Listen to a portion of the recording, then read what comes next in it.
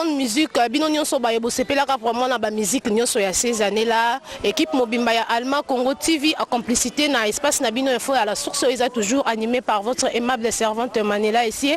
Autrement dit la Benjamin de la presse congolaise. Le loto sali descente na biso na kata cimetière ya Gombe bisika oyo molimo ya papa na biso John Poi et puis maka déjà 25 ans passés. Lelo oyo ezali jour oyo papa na biso atika ka biso. Voilà pourquoi son fils biologique elongo na bana ya ba musicien mususu o batika biso basangala ki poto kutana lelo ko rendre hommage vraiment d'une na grand papa na biso wa sepelisa biso na banzembo ebele na ba titre lokola bon client na titre lokola KTB Masikini Mandola Kadima Pablo et tant d'autres. Donc bino nyonso bo sepela kana ba ne wana na ba titre banzembo kitoko boye na papa na biso John Poi. Mais nous avons biso grâce malgré ton père d'ailleurs nous à travers Eric Mpoyi nous bénéficier les sous na ba musique ya malamu na ba interprétation ya banzembo kitoko papa na biso asaila biso de son vivant. Là je suis déjà en direct avec mon invité d'aujourd'hui c'est Eric Mpoyi. Azam t'a présenté des bino bayo boza déjà na kati ya réalité ya musique boyebié, c'est le fils biologique de papa John Poi qui nous a quitté déjà 25 ans passés. Ah voilà cimetière ya Gombe toye bisika oyo nzoto naye epé maka. Donc Eric est déjà là naye ndi toromeka ko partager moi mon parcours ya papa na biso de son vivant, moi ba témoignage et puis na moi ba interprétation ya banzembo moi comme ibalé parmi banzembo oyo totangi awa. Eric est déjà là qui je dis Eric, les autres représenté mes condoléances, tu représenté courage, mais tu lobaka kake molimo ya papa epé malakimia. Effectivement, assez à Pema déjà, bandada tango ya lelo mais ezalaka na 93 jour pour jour donc ça li 25 ans banda à kota na bopé miwana. Donc raison pour laquelle toye lelo pour na ko rendre hommage na ye na oya zalaki pe oya tikali na mitema ya batu respectivement na famille biologique et puis la grande famille à nation congolaise et puis na ba oya ba outre-mer. C'est-à-dire que pays où mususu pe bayoka e basepela na ye mikili apoto pe mikili mususu ya Afrika. Donc voilà. Merci beaucoup. Comme on a 25 ans déjà passé, kota la pena âge Eric, ils ont mon anaki, papa atikaka Eric Azalaka na penza moi muki. Ba bon souvenir nini o Eric Azalaka nango vraiment na musala oyo papa asali atiki po Eric pas au courage ya kozwa relève ya musala ngo. Non, les bons souvenirs d'abord il y a Libosé Zali pour que vous nous voyez aujourd'hui ce que nous sommes. Avec une base d'éducation auto tikali ko tambosa potokolisa koboko la auto boko la maki dans la kati ya famille ezali by fort ezali c'est dire motoki ya tata wana hein o nyonso ya salaki yango tozali lelo nde otokopesa bato lokola souvenir à makasi bakoki omona bon ba oya libanda bayebaki mingi lokola un chanteur talentueux, un grand interprète pour emi banzembo belé oyo bato bazo kanisa o bato bazo bina nango ti lelo yo ezo sala bango bien malamu mingi. Donc voilà ba souvenir ya belé tokoko sisa koloba nyonso touté. Bon voilà, c'était vraiment un grand homme qui a fait fierté ya mboka na biso. La musique inango tina mokili ya bapaya et un papa vraiment un bon père de famille et puis un ami ya bato malamu oyo basalaki na musala batikali kolinga et puis ba regretta kaeti lelo. Donc voilà, c'est un peu ça. Merci beaucoup et dites-nous aussi Eric critère nini ya papa pende ya makasi oyo yo tikala nango oyo zo sala ke et puis ça opile sous makasi ya ko percer quelque chose de difficulté aux autres dans la musique parce que la musique na Congo c'est pas facile. Là on est déjà jeune, on continue toujours na kati na wana c'est que quelque part azana moi assurance tout moi makasi moko boye. Non, en fait eloko yo tokolo bato tikali nango toza nango ezali d'abord le talent hérité naturellement, le don ezali mongongo. Et là, c'est la base de parce que ce qui peut-être pour Maramususo, un scientifique normalement. Et puis, la décision qui n'a pas autre chose. C'était pas la musique. Bon, musique, tu es au salon aussi, man, la bande est mort, boé, tu me dis que tu as ma solo en haut. Ndé au salon que tu bima, bon, le col, héritage, on est à déjà. Il y a Mungongo, la bande est mort, boé. Il y a un moni constitué force, on a pour que le loto tikala, na base auto qui coûte pas naé, na opé toke to kolisi nanzela ya koye kola, tu vois. Donc eza o wana na no base wana bon. Et là on a mis balé to kolo ba ozo jouer makasi mingi, ezali c'est dire personnalité o ya tikale kotika façon na yo ya selagi musala na ye c'est dire et c'est de marquer tellement que etiki moi force moko boye o ezala qui en suspens alors tango biso to ye ko ya to ndimi to tambola na nzela wana c'est alors que mon IP est déclenché makambo belé belé donc voilà ce que je peux dire humblement. Merci beaucoup Namokola Lelo, vraiment 25e anniversaire. Je pense pas que Namokola Lelo est là. Namokola Lelo est beaucoup plus pour rendre gloire à Nzambe et puis Nako Yoka beaucoup plus répertoire ya papa. Mais comme Menini Oyo ils ont vraiment préparé au Eric Obongisi Namokola Lelo il y a le 19 septembre. Bon, Lelo penza toyé kaka pour un recueillement. Toyé juste pour un recueillement Lelo. Les autres années il y a 22e, 23e, 24e anniversaire aux acquis l'année passée. Bon, on a tout coquet quand même pour le bateau, ça là, moi, cocktail, moi, après cimetière, tu as invité moi à bateau belé, au Azaki Motabato. Mais au local, là, tout ça qui n'a cœur que tout ça là, une très grande commémoration par rapport à 25 ans pour la commémoration d'argent. De tout le baki, les lots, tu as qu'à lancé. Donc, ma immense auto, ça là, na binois, na micro, na caméra. Et ça, je peux annoncer mon clique. Tu lancé les lots 25 ans, il y a disparition, il y a John Poi. Donc, tu es, et si quand vous reposé, pour un recueillement, on a dépôt et à gerbe de fleurs. Tu kawana, tu prendre hommage.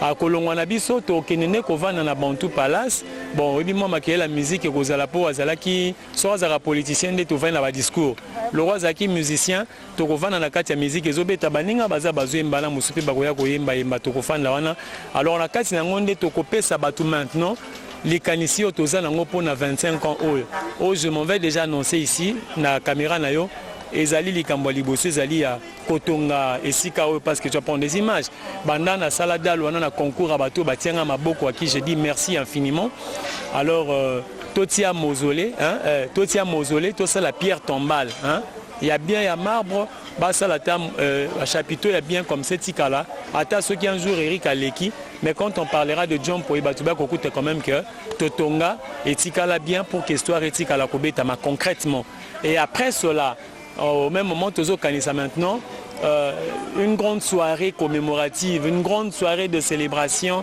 où, si possible, on peut inviter Kolo Bazala Naye et Sikamoko na Musala, Nape Baba Nape Babotami Simao Basepela Kinaye, Baya na soirée en opposera pour Nalikambu RDC.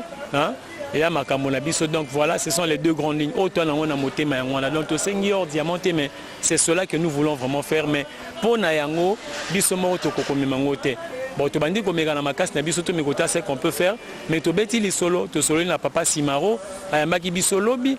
To solo lina maestro Suzy Kassé pour papa Simaro Mutabenga qui est ya koyamba biso lobi à son tour to betaki li solo na tête tenda ya yoka ki andima ki abiki ya ko se prononcer le la parrain donc maintenant ba masolo ngo yango na to ko benga maintenant na ba ibanso ba koki kotia maboko plus batu ba kotia maboko plus c'est cause la très bien pour maramouz à la bien voilà. Merci beaucoup et tant que Moyembi ndenge to yamba ki Eric Trobeta kama solo ya papa te Eric a mérité voix a mérité baloyembo toyoka na nostalgie mukie ya nzembo ya Kadima oyo eyemba na kana papa na biso John Poi pona ko sepelisa ba nyonso kako ba sepelaka na bonne musique parce que différence est komelia musique o papa na biso bazala ki na ngona ba jeune na biso ya lelo j'espère qu'à travers nzembo oyo Kadima pour comprendre vraiment que écriture ya komelia banzembo échanger na balanga nzembo na biso ya sikoyo vraiment Eric soko sepelisa ba ebanso bazotala biso na nzembo ya Kadima ba komo mangai pona yo Kadima mama abota yo apesa yo kombo princesse kingo mwambe kitoko ya magie étoile ya famille baboyo vanda na ngai na kolanda yo te suka molongo kadika belanga se motema mama oh kadika belanga se motema mama oh Kadima na senga ki yo permission na kende mobembo sima ya sanza na kozonga e kadima nasengaki yozela ngai soki nauti mobembo nakuta yo makambo masolo koma bongwani balobi na ngai obalikali e o nga nazwi nde shok na motema e kadi kabelanga se motema mama o Kadika belanga se motema mama oh mama oh. Wow, c'est vraiment joli de ressentir que Nzembo ezobetama normal. Maloba vraiment ezali ebele malgré toujours c'est quand même kobungisa mutu et ça la ka toujours passé. Donc en direct de cimetière il y a Gombe Trokota na kati bon na bisika on nzoto papa na biso et pe maka pour l'éternité. Ndenge kaka Erika uti koloba ke ba projet ezali. À part ndenge toza to kutani lelo awa après ba continuité ya ba programme ezali. Yo pe oyo osimbami ou osimbama komona bisiko papa na biso azali. Peut-être kolinga osunga de près ou de loin Eric Azali awa azo passer numéro na ya téléphone azo passer ba coordonnées na ya internet ou ko sala ke bozala na facilité ya contacter Eric par ta permission ko sunga bandeko nyonso bazolanda biso pour na contact o ba uza na facilité à contacter Eric. Oui, numéro na biso contact ezali plus 243 89 980 23 26 plus 243 89 980 23 26 Nabandeli plus 243 89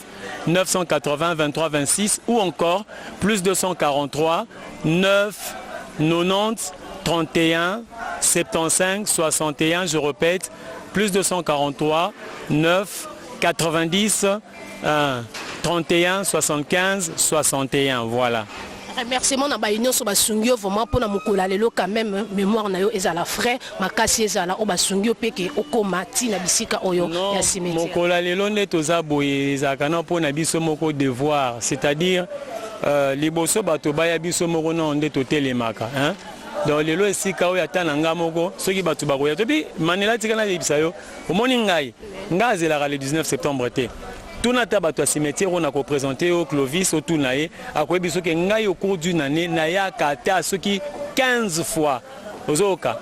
Donc si tu comme en septembre na ya ka moi moko ta 2 fois na contrôler na tiger ba fleur à l'occasion de rien pour vie ezamo comme année là. Tata zalarami balete maman zalarami balete. Oyanga mama isika kufa pa bakuneza na Libreville na saka na opportunité za kuna tous les jours mais tango nana kisasa na zape na mwelo ka muke na otambola na koya na gombata lobi na tongo sous na tiger ba fleur. Donc c'est moi-même ma fortification d'abord et pour être reconnaissant nabino ba oyo to bandi nabino makambo manela toujours avec son micro ozi jim na yo la type crêpe na yo bongisi o type poudre na yo olandinga ipoto salangwa. Merci à toi na bande konyo so bazawa na to salaka famille pe bande konanga mususu bana artiste au bazawa na mibali pe bana artiste. En tout cas merci beaucoup à eux et les médias au bazala na biso tout moment matika bisoté il y a antenne A il y a digital il y a télé 50 donc batambola na biso longo na bino tibino boya bango pe basi babengaki biso to sali donc merci beaucoup à vous tous on est ensemble. Merci beaucoup Eric pour na bayo ba olanda biso peut-être okoko ya Kishasa akoko yeba place nini ko zwa Eric place nini ko ya ko savourer que musique ya papa na nzela ya Eric. En tout cas ceux qui balingi ba mona biso adresse mobile déjà yango wana ezali ba numéro wana ta ba komi ndenge ni babenga biso to ko yebisa bango mais pour le moment tozali na Kimbondo 353 arrêt maman colonel l'espace Bantou Palace et pa yoapi na betaka na bandeko chaque samedi de 18h jusqu'à 2h du matin na betaka wana donc soko nzamba sungi lokola nazo bunda lokola pe bato ko salisa ba koma mito pasi nazo sombaka babiloko mike nga moko so na kokisi instrument. Après 25 ans, Tozo Banobeta chaque jeudi na Bantou Palace, na chaque samedi. À part ba date commémorative locale Oyo. Et j'en profite également pour dire merci à na maman Nabiso, présidente Nabiso et association à veuve na orphelin Sauvoac, maman Thérèse Kilandamo, comme moi si à feu papa Nabiso Joe Poster, André Mumbatamambu. Donc merci Nabana Nayepe pour Bango Tozara toujours ensemble na maman veuve Moussousou. En tout cas Tosunga na rapport Tambola tour à tour na tango makamabaningi koyaka. Merci beaucoup Eric. Vraiment, je dirais un grand merci Nabino Nyonso. Oh, vraiment beaucoup de Libakwa Kolanda Biso. Et merci à mon PDG Ali Maïmona vraiment pour la permission pour nous déléguer Biso vraiment équipe Mobimba. Tout ça la descente na Biso na cimetière à Kitambo. Vraiment coup de chapeau à toi papa, coup de chapeau à DG Fir et vraiment merci Cordon na Biso vraiment pour na coaching vraiment sur ça là. Fidèle internet tout ça libanda ya cimetière ya Gombe. Kalami ngite to kota na kati tout monde na bisika onzo to ya papa na Biso épée maka pour l'éternité. Wana misusu ekozala susu atama na dendeko ba ko susu Koloba, oh bango bakoki nango témoignage na bango baza nango à travers papa na biso John Poy. Vraiment to tiki binote mais to continue na kati pour to continuer à suivre.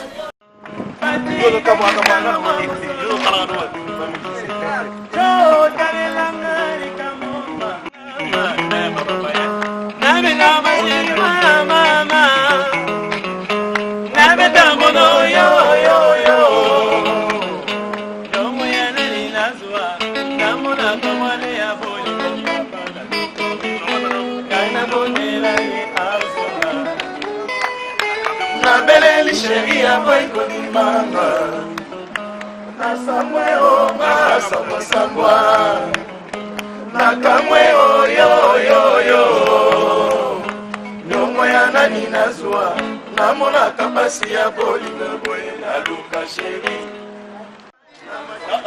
na misisa una sio comme na tango opposé na posio opposé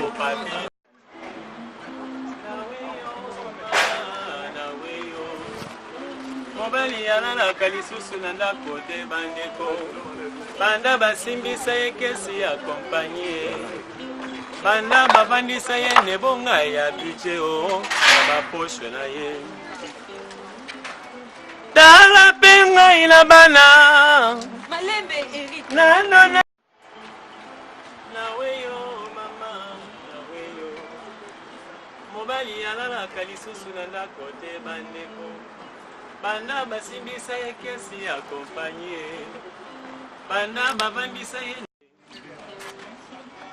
tala mpe ngai na bana nano nanuni te o nabeli bongo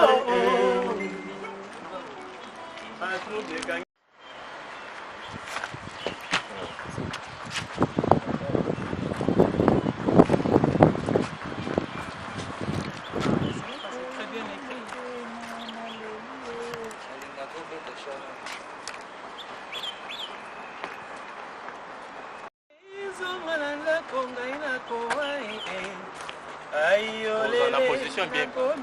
Bon ben, on est bon bazar. On est bon bazar.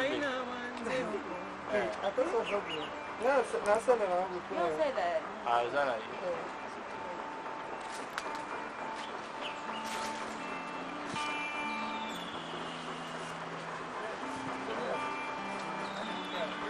Tu peux nous prendre live vidéo là?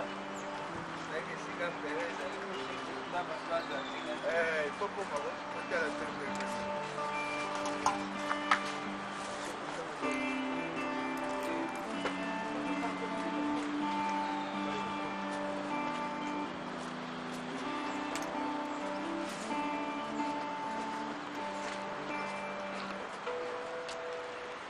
okobo ya ngai pamba ngai likonzi na yo na mituni na motema déception euti wapi ayolele ngai na wanze okobo ya ngai pamba ngai nzela kolukaluka na monyo te o papa zongelanga toza mpe na bana mosusu ya basi oyo bali babotama baya mikolo koleka Eric mais soki biso tomesana koya awa tozoya bati azoya eza mpo toza reconnaissant mpona tata oyo alali awa à qui je dis personnellement chaque fois même pas mpona lelo chiko aza témoin j'aimerais tellement que bato bazwa elongi ya Clovis lelo na baimage parce que Clovis aza moko bato ako témoigner que cimetière oyo nga na ya kaka na date ya lelo te donc tokopanza na bolobi na ntongo nga na ye tokombi na bango tokati matiti voilà pourquoi tokomona eza propre boye.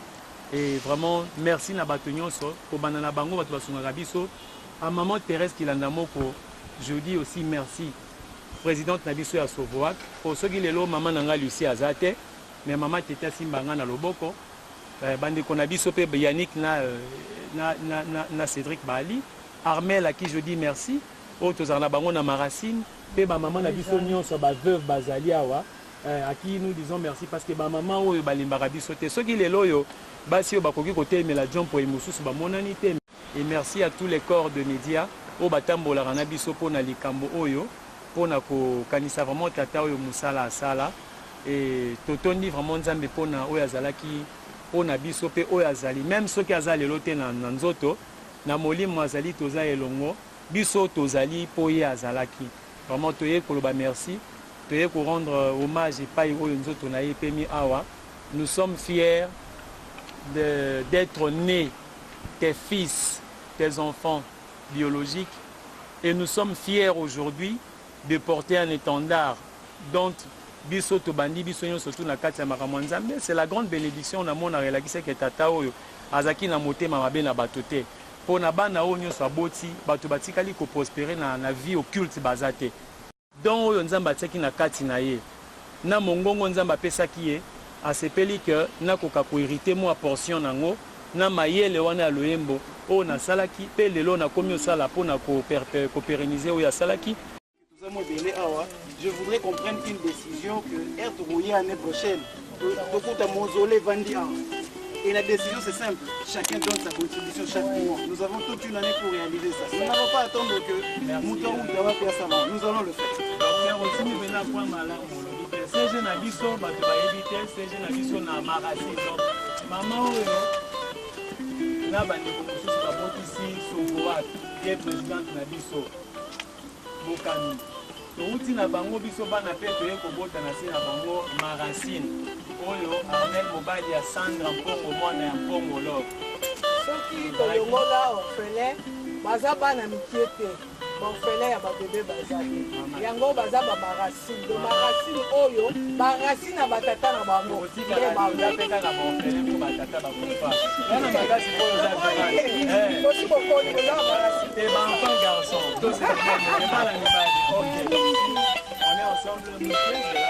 Donc tout pour ça l'amour mais avant tout les camarades on se quand même peut-être Tovandiawa, Mwana Pandiawa, Totimoli, wana na 2014, Tolongoli Mabele, Dalba Timoli, Bashiko, Basalia, Clovis Aibia, Poto Makasi Tokoba, Lokola Jompo Yazalaki, Tolo Banalingala Nabiso, Balobindumba, Mobali Abasi, Tose Kama Muke, Poza Mukula Sengo, Tole la Rate, Basinde, Batele Nipona Makambwa Jompo. Maman Tete a Telemi Asindi, Totamboli Tokei, et Talake Kobenda, Moisi Kitoko, Boyauti Mosika, na Danemark. Mais aza Kenya, moto à Kenya. Mais fanatique ya Jompo ibanda bomwana. Bongo toye ko bunda misala toye ko sala sima na mwa propreté beaucoup ti lelo na ndenge tozo koba ya Telemi auti mboka musika pona ko honorer Jompo. Vraiment reconnaissance tozo loba merci na mwana Kenya mais mwana ya Afrika. Poli kama Jompo ezaka ka RDC te mais Afrika mobimba. Et wini akopesa mwa lilo muke lingala okoloba muke po ye na Zaire o ye na Congo loba mwa lingala muke o pona koloba asante special day pona Jompo yi loba liloba moko say something bakuchukua hata Swahili po bakotala mokili mobimba. Nafurahi sana kuwa hapa leo kwa sababu Jompo kila siku mimi namshabikia leo kwa sababu naloba alobi asepeli mingi kozala awa popo na ye Jompo yazali moto ya mimi na motema makasi. So nashukuru kila mtu leo amekuja na Mungu awabariki wote. Ya asanteni. Alobi asepeli mingi pona baiban sope to sangani nzamba pambola moto nyonso andimi koya awa. Mabiso na libondeli pour tous les cas kotia moi mbesi matotia moi animation baloye mbongo to. Ah mais je peux pas parler, on parle déjà là-bas. Oh.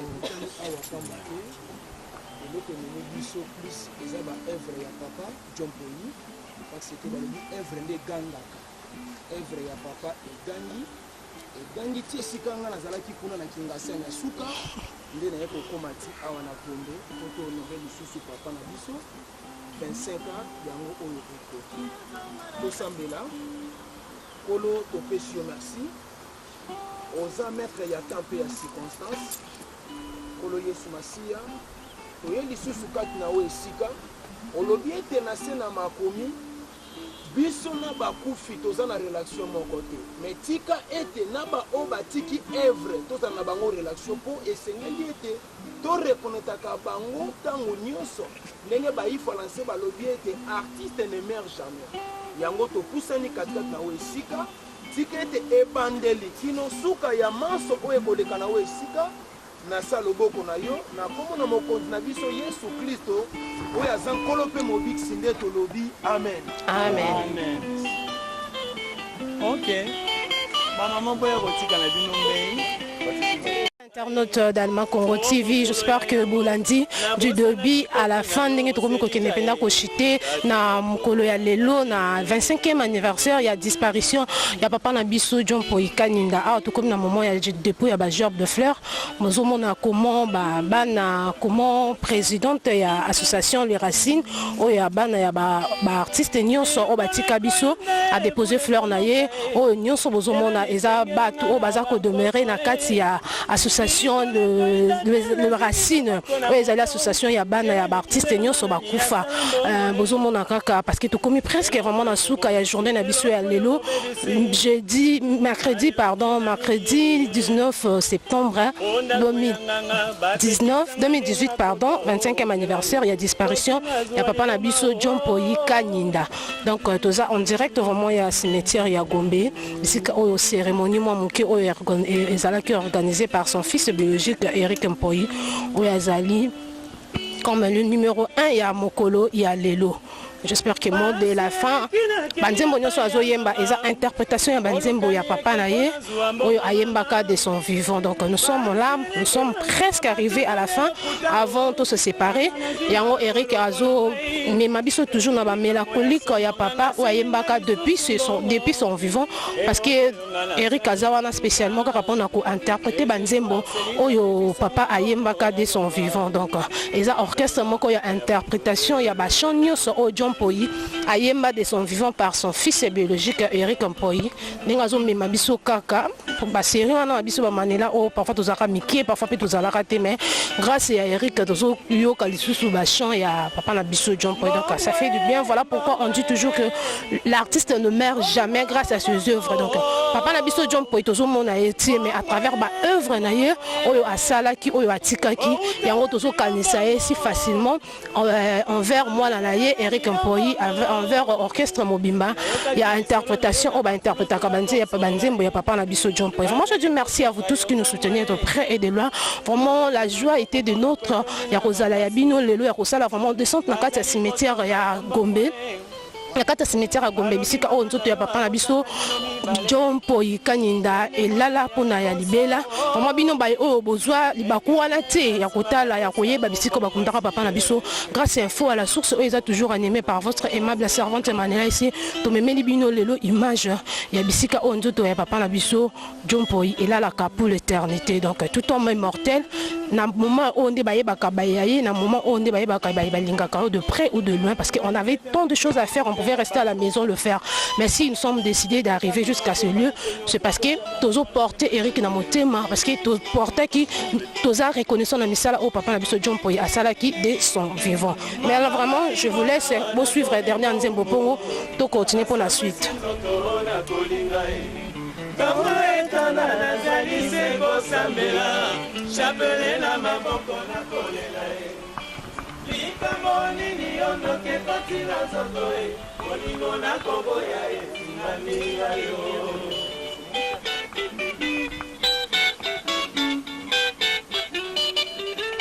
Mambanga imona wana komi moumbu nasambwisi nzoto na kolingai tango etana nazali se kosambela chapelela maboko na kolela likambo nini ondoke kotina nzoto bolingo na koboya etingami ngayo o mama yelanga ta mai ya pio na kitisa motema bolingo ekangami na mongongo lokola sende ambisio makambo o lelo toka namoni lokola mai na mafuta na kati ya molangi nsima na yo nakende